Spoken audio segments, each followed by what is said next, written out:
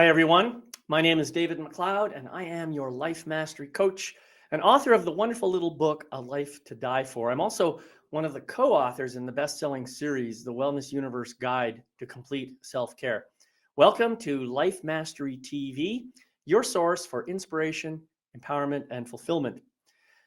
Today is episode 236. This will be the last episode for 2023. And our title today is Cycles of Action for Completion and Connection. Conversations play a pivotal role in shaping our relationships and influencing our emotional landscapes. However, there are moments when the dialogue concludes, but a lingering sense of incompleteness remains in our awareness. It's that feeling of unfinished business, an elusive dissatisfaction that leaves us pondering the unspoken and the unresolved. Completing cycles of action can help us to prevent leaving anything open-ended in the mind. It's about the intention of putting a period, a full stop at the end of everything that we say, and to do it in any given moment, which can help us to live more in present time. This is a very big deal. So in today's episode of Life Mastery TV, we're going to delve into this topic in some detail, exploring the repercussions of confusing or incomplete conversations on our emotional well-being and relationships. We'll unravel the layers of this phenomenon, examining why it occurs, how it makes us feel, and most importantly, how we can invoke these cycles of action in order to find resolution and closure. And to help me in this endeavor today, I have invited back my friend and colleague, Carol Pilkington. As a transformational and spiritual teacher who specializes in relationships, Carol is the perfect person to help shed some light on this important topic. So please welcome Carol Pilkington back to our program today.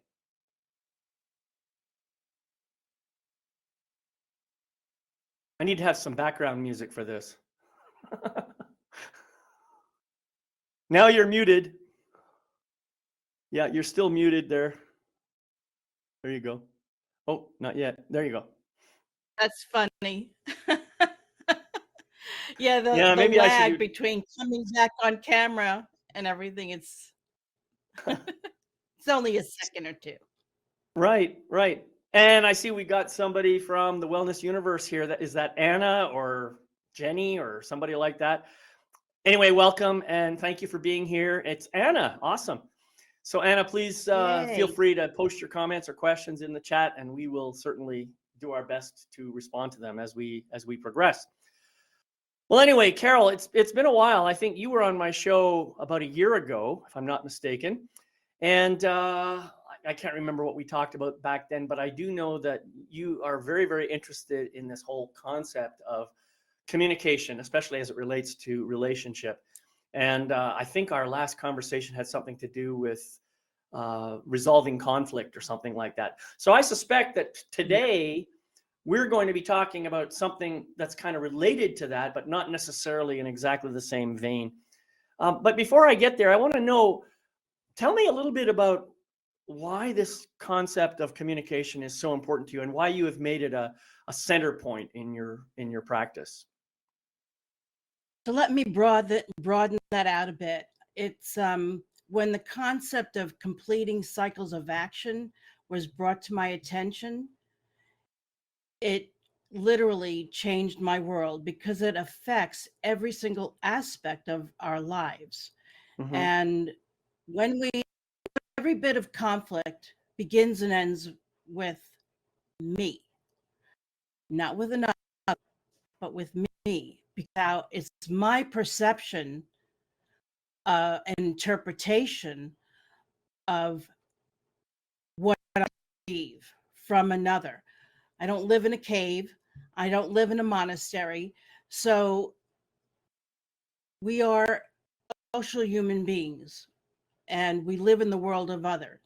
And so there are bound to be conflicts and irritations and misunderstandings based on our own interpretation and perceptions of the world, right? And so it's understandable that we would have conversations with people where a sense of wrong or incompleteness.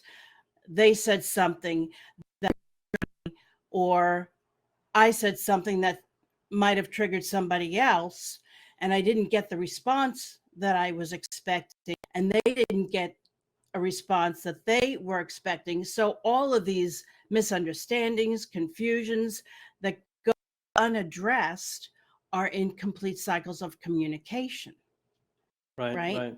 And so when they build up and accumulate over time, they're the voices in our mind that we continue to hear, and the ruminations of the conversations that we've had, disappointments and all these other things.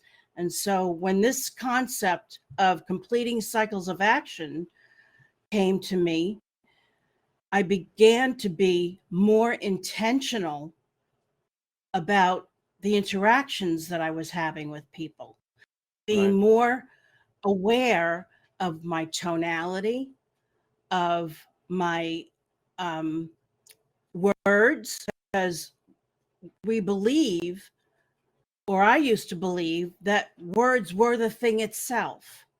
Right. Mm-hmm. If you get called a name that you feel is disparaging to you, you're going to be upset. But the same word to somebody else could roll off their shoulder and might not mean a thing. So it's based on our interpretation and perception, based on our belief system Right. that we have of these words that we think the thing themselves. Yeah. I know that was a Beautiful. And lot to so put out that's fine. That's fine. Don't worry. I have a mind like a steel trap, except when I forget stuff. Now, first of all, I want to just say thank you, James, for joining us live here today. Welcome. If you have questions or comments, please feel free to post them in the chat. We'll do our best to respond to those as we proceed. Carol, something that you said at the beginning, and you kind of reiterated this towards the end of your share there. You said, what I perceive is about me. And I think that's a very, very important statement. What I like to tell people is I say to them, often they'll joke back at me when I say it, but I said, repeat after me. It's all about me. And of course, in joking, they say, yeah, it's all about you. No, it's not all about you. It is all about me. Everything that I think, say, do, or feel is about me. All my reactions are about me. My responses to what's going on are about me. My perceptions are about me. All of those things are about me. So part of the problem that we have in our world, and this is an ongoing challenge that I think it exists everywhere, is rather than take responsibility for what's going on inside me, I put the blame for that, the responsibility for that on you. I'll say things, well, I don't do this anymore, but I used to. I'll say things like, you made me feel, or you upset me, or any of these other things that we say we're somehow putting the blame, the responsibility on you, when in fact, all you did was just be yourself, and I had my own reaction to it. there. In truth, it's not possible for me to make you feel any particular way. It's not possible. It is possible for me to learn that certain behaviors that I engage in might cause you to react in a certain way, and then I can start playing games with you. But that's all coming from my ego mind, right? If I'm going to be truly centered into my spiritual nature, I may understand that somehow my words might result in some kind of a triggering reaction for you. Then I can choose other words or different ways of saying it, and I can try to be more compassionate. I can modify. So really, I want to say this one more time. It's all about me. If all of us could accept that and not think about it in terms of ego kind of about me, but rather there is only one of us in the room anyway, so it's really all about me anyway. You see? It's a complex subject, and it's an esoteric subject, and something that I think needs to be understood by people if we're going to do the best we can to improve the world and raise consciousness and all that kind of stuff. So that was a Yeah, lot to take in. we come from our own reality tunnel, and until Yeah, I would I add like the that reality caveat, tunnel. that till we actually make other real to us, it is all about us. It's all about me. But when it's, and I'll give you an example. Have you ever talked to an insurance agent and they are phenomenally known for their acronym soup, I call it. They speak Oh, in I see. acronyms. It's like their whole sentence is acronyms. Do you think that they really have to comprehend what they're saying? No. Right. Yeah. Well, But to answer your first question, um, I stopped talking to insurance salespeople a long time ago. In fact, yeah, I mean, I guess I still have to talk to them from time to time.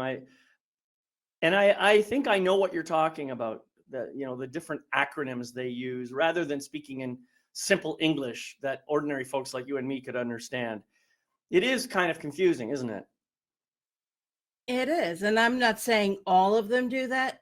Some of them do that because I'm not an all or a never, or, I try not to operate in absolute sentences.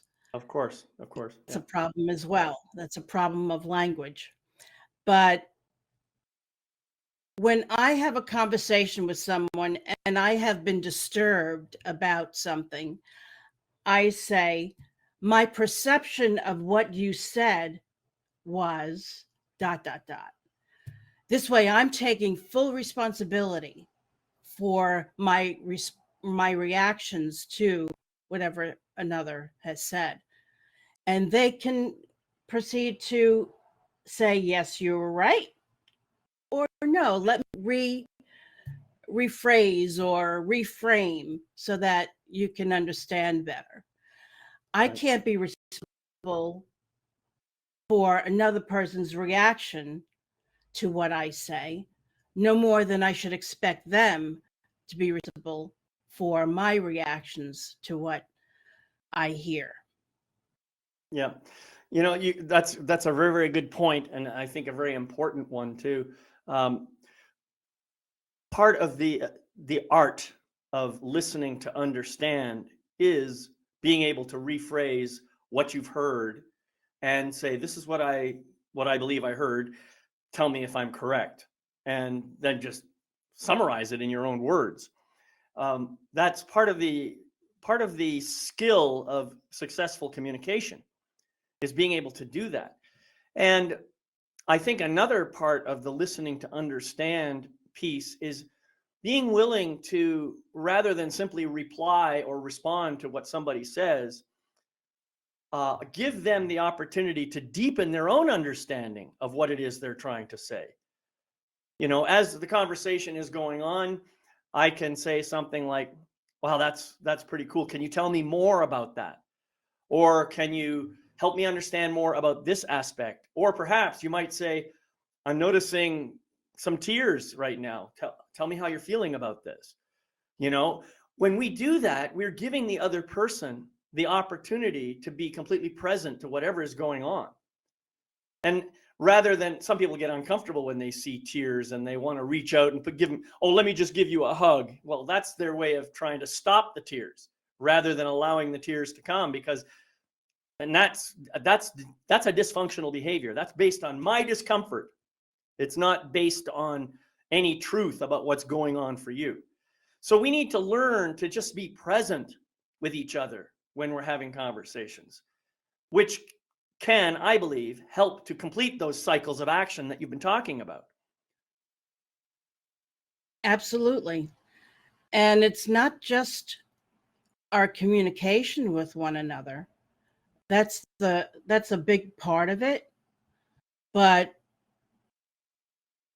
completing cycles of the past is also important. All of Oh, our interesting. belief systems and Right. how we operate in the world are based on, our belief systems are based on incomplete cycles of action and how they manifest in the world. If I feel like I'm not seen and heard, I'm going to manifest in the world something negative to bring that about. For instance, I'll give you a personal story of mine. Years ago, when I was dealing with this, I had a friend that we would be in a group of people, and this person would never look at me when we were in conversation. And so I felt invisible. Mm-hmm. And I felt that that person was not speaking to me because he was not making eye contact with me.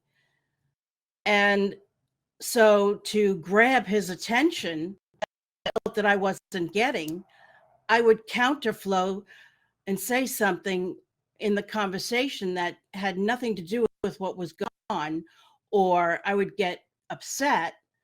And that's how my manifestation of not feeling seen and heard would come about. And Right. when this was brought to my attention, I had to recognize it and see it. And so, what I started doing to feel seen and heard and play with this and not bury it like it was a terrible thing, I started my own networking group. I was the leader. I had to be seen. I had to be heard because I was leading the conversation. Right. So that was a playful, conscious way me dealing with that belief system that dissolved as a result because I made the unconscious conscious, right? Right. And so that long held belief system of not being seen and heard began to dissolve, and it did not have the hold on me that it once had. So that's Yeah. a playful and conscious way of sometimes dealing with these belief systems of the past that can manifest in complete cycles of action. Right. So that's a beautiful example of how we can use shadow behavior to try and get what we want. And I'm actually starting to move away from shadow behavior now, even though that's what it is, because there's nothing wrong with those parts of us that are still hidden in darkness. Those parts are just aspects of who we are. So I'm thinking of the whole thing more as allowing my ego mind to get into the way of preventing me from being in spiritually connected with you. But one thing that I have learned, when I find myself feeling triggered by something that's going on between me and another person, as long as I can stay centered and grounded, I can own that trigger, whatever it might be. And I could just simply say something like, "Are you open to a little bit of feedback here? There's something going on inside me, and I'd like to share with you what it is, and hopefully we can find a way to come to resolution of that together. Um, are you open to hearing that?" And then I might say, "I notice when you look down like that while I'm speaking to you, I have this story that comes up in my head that I'm invisible, that you can't see me, that you don't want to see me, or something like that. This is the story that's going on in my head, and I know that this comes from when I was a little boy or a little girl, when my mom would ignore me, or whatever the story might be. It doesn't matter. But if I can stay grounded and centered enough long enough to share that story with the person, and the other person can hear it, usually I might get some kind of response. "Well, I'm sorry, it's not that I wasn't paying attention. I just find it easier to listen when my eyes are closed," or something like that. Okay, now I see something different. And I'm sorry if I created this sense, or if I triggered the sense in you that you're invisible. That's not my intention at all. People have their own way of communicating. And when you open the channel of communication like that, all kinds of healing can happen.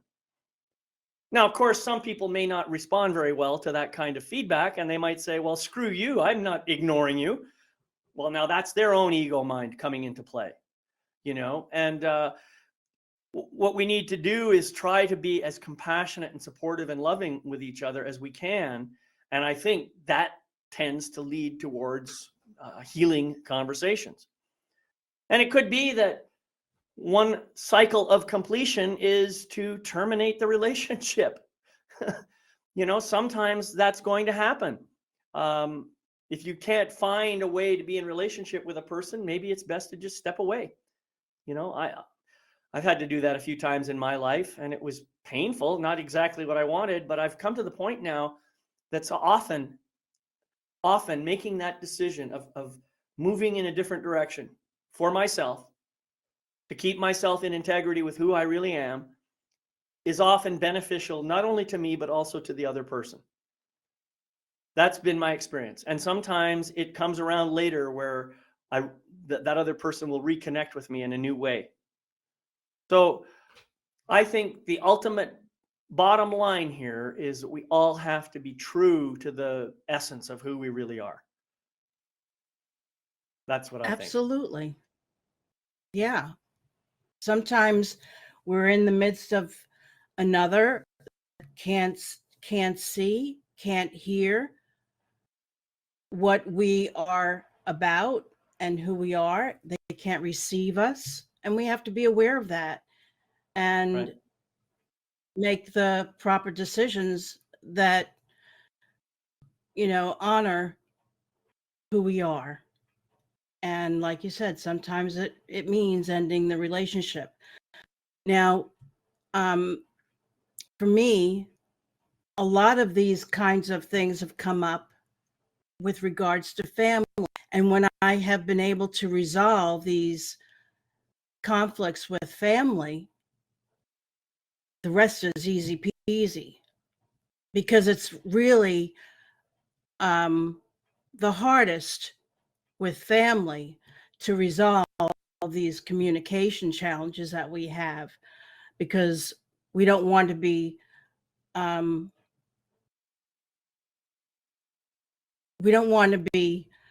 pushed out of the fold, so to speak. And I have been pushed out of the fold in my lifetime from family based on my own lifestyle or whatever. And so I know how that feels. And so I've had to let go of the fact that family is the be all and end all, and that family is a matter of affinity. And who I have affinity with might be outside the family, a group of people outside the family. They're my family. Family of choice versus family of birth. Of birth, of biology. And so my relationships with the people in my family have come down to, for me, about meeting them where they are, so that I can have a relationship with them if I want to. And I used to say it's based on my terms, but even that has a bit of force and adversity in it. I just meet them where they are. I do get to choose whether I'm with them or not, just as they get to choose, right? It's a two-way street.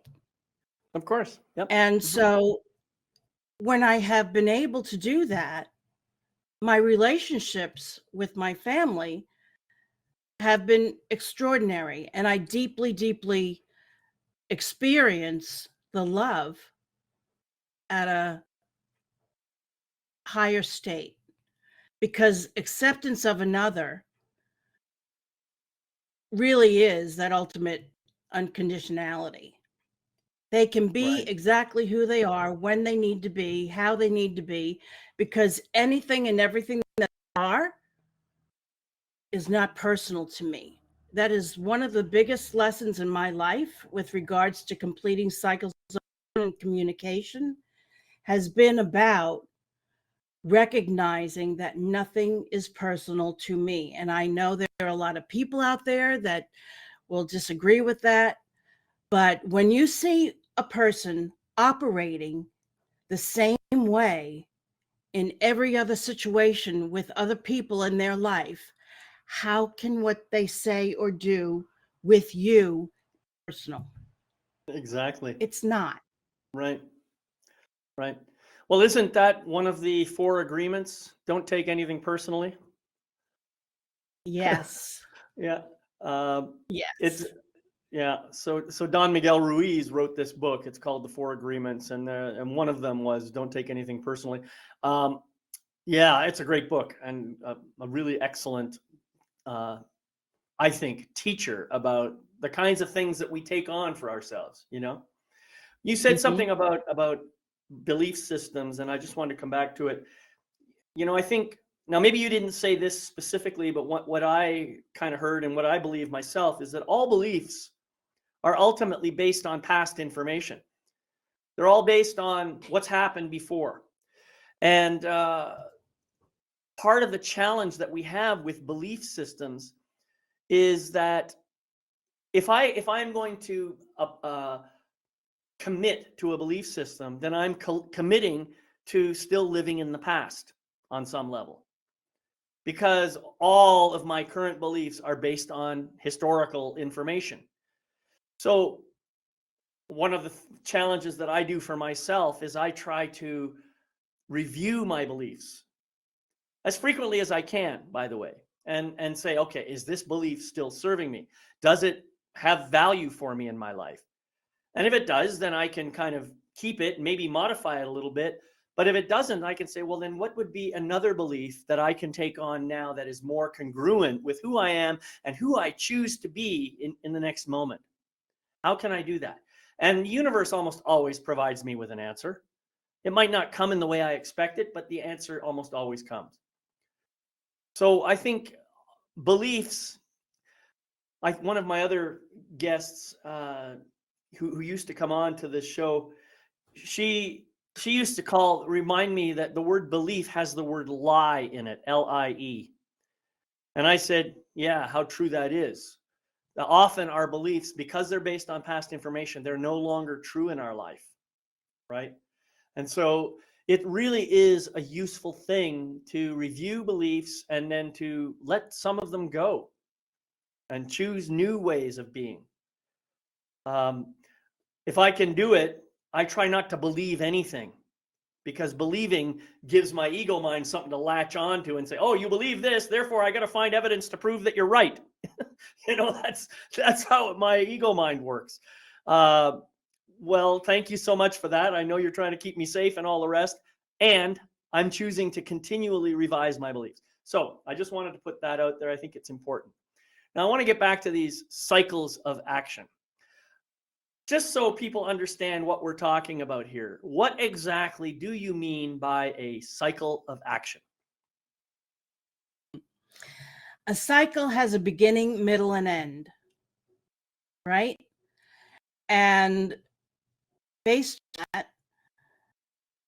we come into the world, we're born, and life happens, and then there's death. That is a cycle. A year has 12 months in it. January to December. That's a cycle, and each month is a cycle in and of itself that makes up that larger cycle. So there are cycles within cycles. And so that is explaining what a cycle is in the most basic way.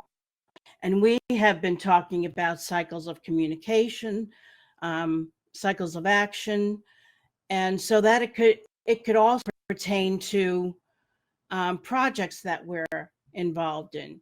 We have an idea, that's the beginning of a cycle, and then the tasks or goals that we have to bring that idea to manifestation and fruition are in themselves cycles of action.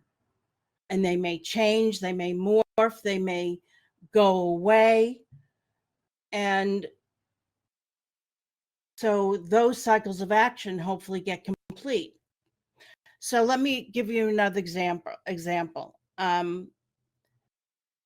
We talk about intention a lot, about having a vision of our businesses, our life, where we want things to go. And then we go out performing those tasks. And then we get interrupted. And that task is left undone that we were doing. So how do we complete that cycle of that task in that very, very moment? What I do is I say, I'm done with this for now. That puts a period at the end of the cycle. And that means that I can be open and there's space for me to receive something else that comes in immediately. So for instance, I'm writing, I'm in a flow. I get a phone call. Some people call that an interruption. For me, depending upon who it is, it's the next thing for me to address. It's Or I another can cycle of choose action, to yeah. correct. Or I can choose to let it go to voicemail. That's a complete cycle of action.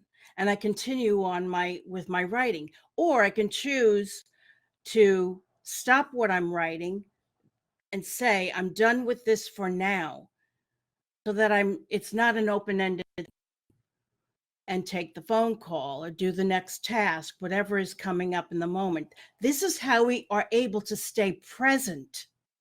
Right. When we are able to complete a cycle in this very moment and say, I'm done with this for now. That is like a godsend to me. We can always pick things up later. It's like when we tell children and they say, I want this now. Can I have? Not right now.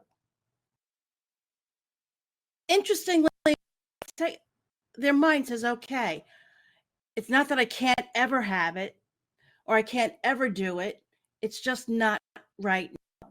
And it completes that cycle, even for them. Right.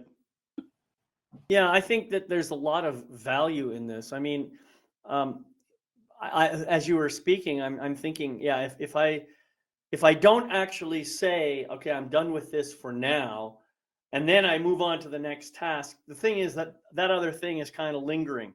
And so I'm not fully present in this task that I want to do. I've still got that thing dragging me back and maybe pushing me into the future to do something else. So I really like this idea of saying, okay, period, end of statement, I am done now. And just leave it. And I think another way of applying this is to say, I'm done with this now. I will come back in 1 hour or whatever time frame works for me. And I will come back and readdress this in 1 hour's time. Now I've given myself that freedom to do something fully present for 1 hour. So I can see that there's a lot of value in applying this practice on a regular basis to just about anything that I'm doing. Even if I'm, cooking dinner or, something like that. It doesn't have to be something that's super important in the sense of, a life-altering or a world-altering event. It doesn't have to be like Right. that. Even the small things that you do in your life can be little individual cycles of action. And if you can learn to complete them all, then you give yourself permission to be present for the next thing that's coming up. Absolutely. So just another example of a mundane thing. You do laundry, you go put it in the washing machine, and then you put it in the dryer. Each one of those is a cycle of action. And then you leave the laundry in the basket and don't fold it for days upon days upon days. That's an open-ended cycle. That's not Yeah. complete. Wait, you haven't got You your might laundry train to fold itself yet? No, darn. I need that robot that for Right. me. Yeah. Yeah. So that's But just yeah, a I think mundane, a your very point is well mundane taken. example. If you leave even a small task kind of undone like that, it's hanging over your head. And there's a way that it's nagging at you, but you're not quite paying attention to it, you know? Uh, yeah, Yeah. I've done that on many occasions in my life. So I can Leaving relate. dishes unwashed in the sink, That's right. Yeah. and not putting Yep. them in the dishwasher, or completing that whole cycle, or leaving them in the drain board, or the dishwasher, and not putting them away. Those are incomplete of action. So when Yeah. we can begin to operate in our lives, recognizing cycles and what's incomplete, and you begin to close those cycles off, gosh, what a weight is lifted off your shoulders. You're not constantly having these open-ended thoughts, open-ended tasks, and things like that, nagging at you, like you said, pulling Right. at you, Right. pulling your attention away from what you're present doing. Yeah. Yeah. Yeah. There are, I guess I would say, infinite cycles of action available in our lives, in each of our lives, not just throughout the whole universe, but uh, even taking a breath is a cycle of action. And how often do we Yeah. actually consciously think about our breath? What if we started to do that on a regular basis, start paying more attention to that cycle of action? Or how about a heartbeat? Even that is a cycle of action. Every beat of the heart does something absolutely amazing. Have you ever just kind of pondered what your heart is doing for you in every second? So these cycles are everywhere, and we in our lives, I think, want to establish a sense of love, compassion, and support, so that every one of these cycles completes in its own way with our blessing, you know? Because perhaps this could be, now this is a radical idea that just came to me. Maybe disease comes about from lack of completion of some of these cycles. Maybe it could be Mm-hmm. that if we don't complete a cycle of action and leave it undone, it kind of festers within us. What harm can there be in bringing attention to these cycles of action and completing them, and then giving ourselves more opportunity to live healthier lives? Absolutely. Absolutely. When we, sometimes the expression of being constipated is a blockage of all of these incomplete cycles of action. Yeah, And we don't even recognize it because our exactly. body is responding to it all, right? There is Yep. no separation between mind, body. It's all one system that helps the circulation, and helps circulate all the materials that we have to expend, and Yeah, the image is quite clear now. Thank you so much. release. It's all part and parcel of the whole concept of cycles of action. I can also see that, all right, even if we aren't willing to necessarily agree that incomplete cycles of action might be one cause of disease, what about just a simple agreement that if I leave something undone, how much stress does that create in my life? If I'm letting Yeah. something bother me and nag at me because I haven't completed it, and I'm trying to, what is that doing to me in terms of stress? I'm sure that it's increasing what is that? I can't remember the cortisol levels are Yeah. increasing in my body. And that has a negative impact on my health. So if I can consciously and intentionally, I'm coming back to that word of yours, intentional. If I can intentionally and consciously uh, complete these cycles of action, I can thereby reduce stress, reduce cortisol, which of course is going to have a beneficial effect on my health. Mm-hmm. It certainly will. And I also wanted to bring up, I think we've had this conversation before in regards to reconciliation of opposites. And what reconciliation of opposites it means is being able to see both sides of the coin simultaneously. So if we see the bad in ourselves, we can't know the bad if we don't know the good. Right. And so we can simultaneously see good and bad.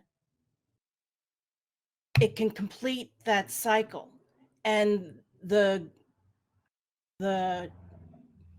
result is the transcendence of that set and just seeing things as is, the isness of something. You talked Correct. before with regards to creating a story around things that have happened.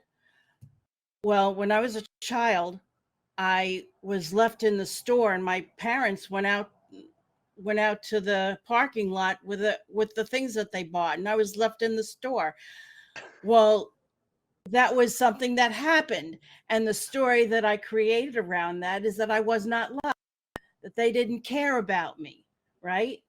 So that was an incomplete cycle of action that started when I was like 3 or 4, that carried through my life for a while until I recognized that, oh, that's the story I created. Right. That's not the truth of what happened. The isness of what happened is they had a lost mind of their they lost them, so to speak, and forgot about me. But that didn't mean that they didn't love me, that they didn't care about me. That's right. Yeah. That's the isness of what happened. And then the story around it created this incomplete cycle of action of being abandoned and not being loved and blah, blah, blah. And Now, when I isn't that interesting, recognized isn't it? that, You know, I was able to the complete that cycle. right, right. Kids are just like that. You know, when we're children, something happens that we don't like. Well, that's because mommy doesn't love me. Mommy hates me. Mommy likes the groceries more than she likes me. Uh, that's the story that we tell ourselves. And the problem is, we only have to repeat it once or twice before it starts to take root in our subconscious mind. And if we allow ourselves to buy into that story and to buy into that belief system, which unfortunately we do as children, it may take a very long time. In my case, 40 plus years before I started to recognize these old stories from my childhood that I had taken on. I'm hoping that we can get to people when they're much younger, when they're, in their teens or even earlier, to help them to dismantle these old stories and so therefore have much better lives going forward. If we can, so I really like this idea of completing the cycle of action, as opposed to my previous conversations where I would talk about dismantling a dysfunctional belief system. Rather than dismantling something, I'm now constructively completing the cycle, and that to me is a far more powerful perspective. So I'm really grateful that you brought this to my attention. My pleasure. It's the foundation of everything that I do in every aspect of one's life. That's It's great. Yeah. incredibly powerful. Yeah. So let's now bring it back to our original conversation, which had to do with conversations and relationships, and how we can use these cycles of action within those contexts in a more conscious and intentional way. Yeah. So in our conversations with people, of listening to me means that I am listening to how somebody will receive what I'm saying. Can they receive what I'm saying? And if I see they are not able to receive what I'm saying, I'm not going to say it. I don't believe in raising entropy. I believe in lowering entropy. wherever possible. And if I'm not going to impose something on someone that they cannot receive, what's the point? Is it to satisfy my own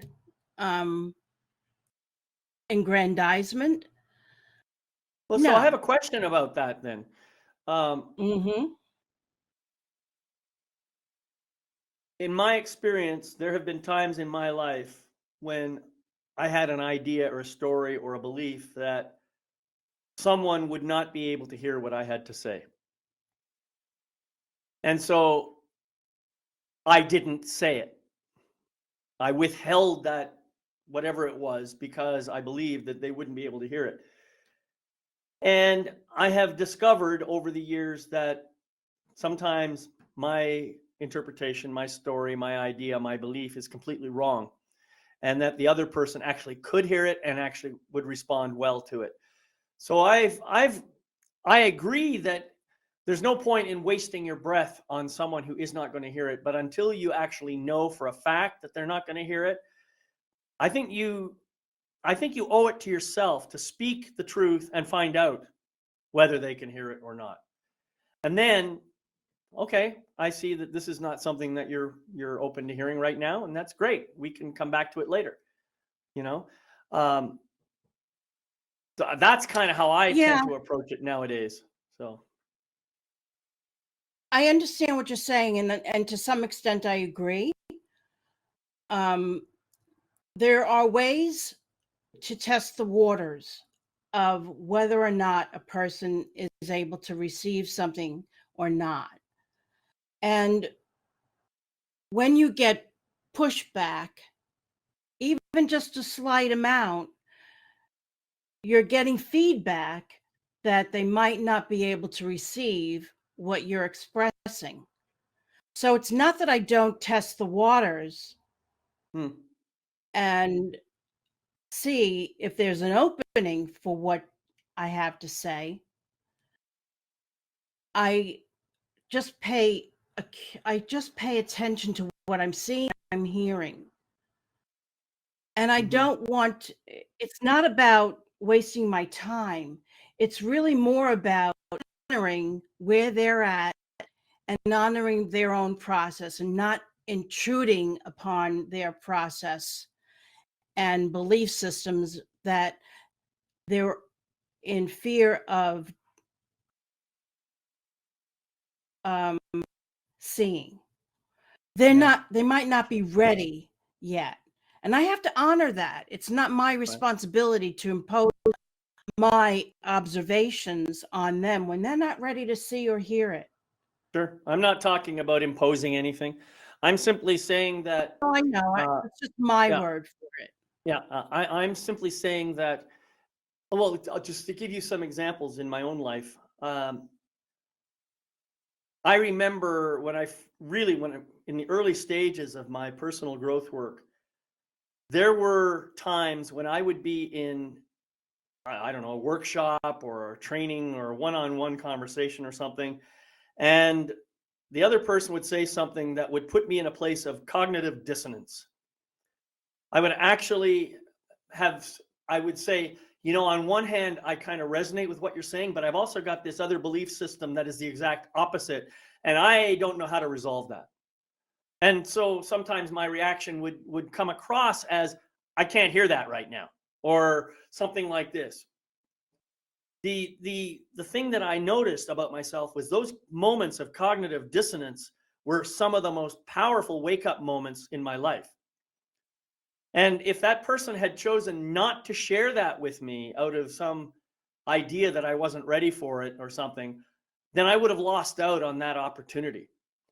And or I may not have lost out. I may have had to wait for another opportunity for that to happen. But the point Mhm. I'm trying to make is I don't know for sure where you're at, even if you tell me where you're at. Because sometimes what you're telling me is what you think I want to hear. Whereas what your real truth might be quite different from that. This is another issue that I've had to deal with people all the time. They have ego minds. People have ego minds, and They still maybe have some beliefs that they have to show up a certain way. And maybe in my own ego mind, I think, in my spiritual ego, I'm sure I have some of that. Who doesn't? The there might be a way in which I'm trying to pierce through that ego mind, you know? So that might be a little bit of my own Mhm. shadow coming up. It's something to be aware of for sure. I'm just saying that I really don't know where you are until I know that you can speak full, complete, authentic truth to me. That's where I'm at with this. Yeah, And I know with you, yeah, Carol, absolutely. I get that I can count on you to give me your complete, authentic truth. So I trust you when you tell me where you're at. But other people who seem to say they're telling me the full truth, I can sense. You know how it is. You can sense when it's not really the truth. You can sense when it's posturing. You can sense when it's coming from ego Yeah. mind. This is a whole other conversation around words are used to are used to conceal, not reveal. And that is like a whole other conversation. Yeah, right. Because you're really getting to the heart of that right now. Well, I tend to do that. I kind of bounce all over the place based on where our conversation is Yeah. going. People say things, but what are they really saying behind those actual words, right? Right. So let's Yeah. talk a little bit now about Yes. this idea of I think we've covered a lot of great ground here. There's this has been an awesome conversation. I really am enjoying it. The idea of resolution. What does that mean? Resolution in your mind? Resolution just means that I can put a period at the end of it. It has been resolved to the best of my ability, given the that I have right now. Right. That's simple. Okay. So we're not talking about conflict resolution per se. We're just talking about resolving a cycle. That's really what we're talking about. Well, even if we're talking about a conflict, if I'm conflicted about something, I have to find a way to resolve it. And that means that there's a acceptance involved. I have to accept the isness of something. What is that isness? I will not necessarily be able to have a conversation with another, get clarity, or to get some kind of explanation from them.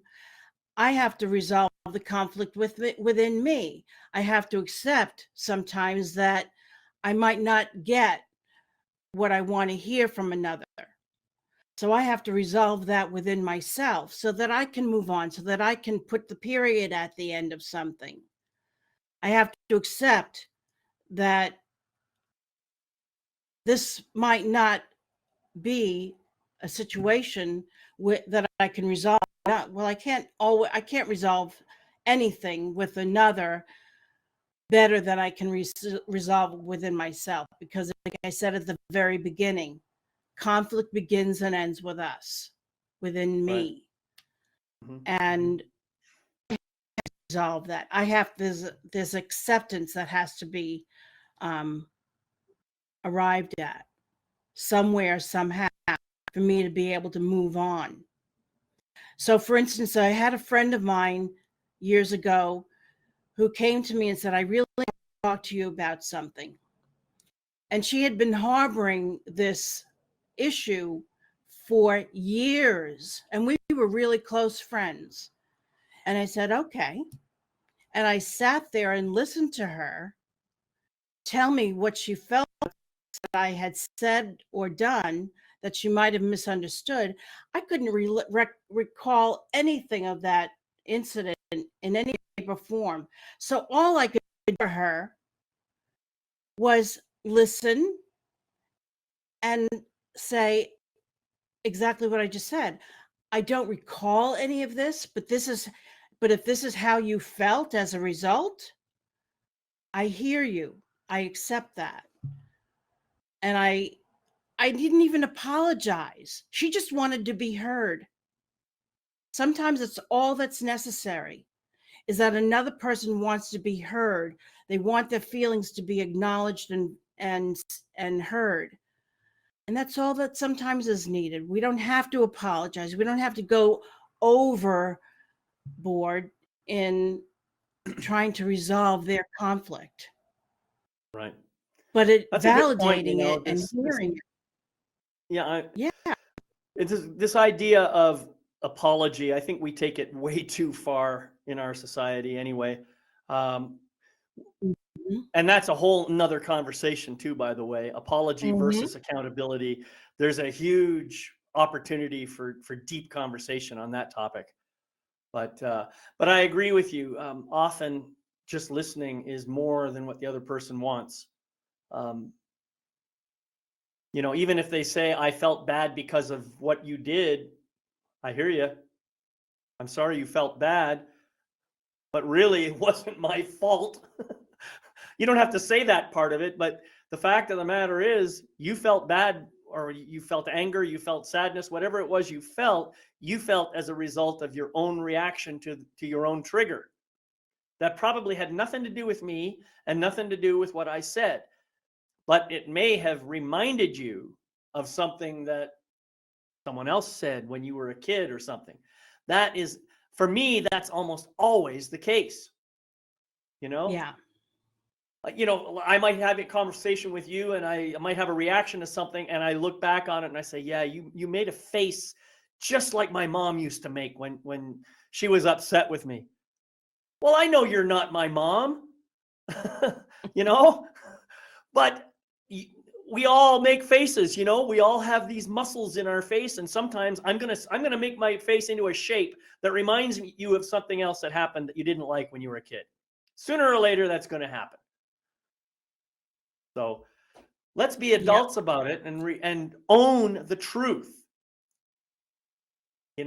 Rather than trying to blame someone for how we feel or what we're reacting to, take responsibility ourselves and say, what is this that I'm feeling right now? Where's it coming from? And why am I feeling it with respect to this person that I'm having a conversation with? They're Do the some work. catalyst, and they're not the reason. Exactly. Exactly. Yeah. This is part of I think our growth journey. So, Mm. you know, it's important stuff. Well, we're getting close to the top of the hour here, Carol. I want to give you a chance to say some final words if you'd like before I close us out. Thank you. I just really appreciate this conversation. As I said, it's the foundation for everything that I do and the work that I do with others. It looks different in many different forms, but it really boils down to feeling a sense of completion. And when we can feel a sense of about anything that we're doing or how we're operating in the world, the more open we are to our creative nature. And our power is in our creativity. And when we are leaking energy because we have all of these incomplete cycles, it depletes us. Right. And we really can't be our full and powerful self.